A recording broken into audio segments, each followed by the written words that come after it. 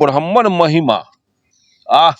ब्राह्मणों का यहाँ के 90% शूद्रों पर कैसा महिमा रहा है, इसको पढ़ने के बाद आपका ज्ञान का दरवाजा खुल जाएगा। आगे ब्राह्मण महिमा में क्या हमारे प्रति लिखा गया है, किया गया है, व्यवहार में ब्राह्मणों का क्या रवैया हमारे समाज के 90% पर रहा है, उसमें बेहतर व्याख्या विश्लेषण रामस्वरूप वर्मा ने किया जी। इसलिए मैं इसको पढ़ा टाटा में, कीना टाटा में। मैं अर्जक संघ को नहीं जानता था। उसके बाद उसको पढ़ने के बाद उसके पीठ पर जो भी पुस्तकें का नाम है वर्मा जी का, अर्जक संघ का, इसको मैं पढ़ा।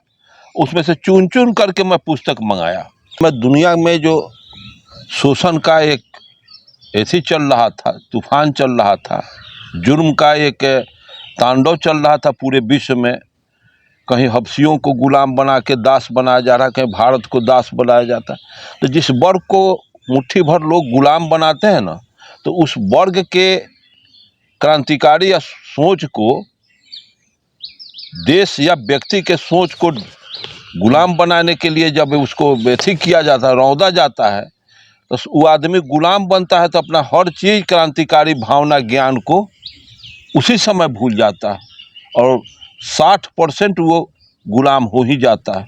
इसलिए भारत में या दुनिया में कोई गुलाम बना है, चूँकि उस गुलाम बनने वाला का सोचे विकृत कर दिया जाता है और वो समझ जाता है गुलामी क्यों हम पर हुआ है, ये समझने के लायक नहीं रह पाता है, सोच ही नहीं पाता है कि वो पूछता है कि माँ के पेट से गुलामे हम पैदा हुए। इस विषय को ज्योतिबा फूले अच्छी तरह से गुलामगिरी में लिखे हुए हैं। और मैं मार्क्सवाद के बाद भारत के परिस्थिति को मैं पढ़ा, और रूस और चीन और दुनिया की परिस्थिति से यहाँ का परिस्थिति कुछ भिन्न है। भारत की परिस्थिति भिन्न है। दुनिया में वर्ण व्यवस्था थी, क्लास स्ट्रगल हुआ, वर्ग वहाँ था, यहाँ वर्ण है। लोग वर्ग और वर्ण को समझते नहीं हैं। यहाँ जाति भेद है, यहाँ धर्म का तांडव है। ये सब के लिए भारत में जो महापुरुष पैदा हुए, उनको जो मनुस्मृति का, ब्राह्मण महिमा का, ब्राह्मणों के तांडव का कारण क्या है, इस तीस पीड़ा को समझा तो ज्योतिबा फूले, पेरियार और डॉक्टर अंबेडकर, जगदेव प्रसाद, और उसके बाद रामस्वरूप वर्मा, इन लोगों ने समझा और लिखा है।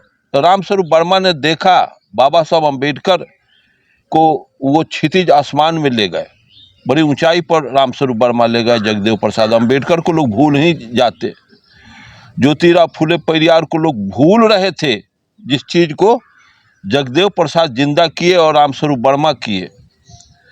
उन्होंने जो लिखा है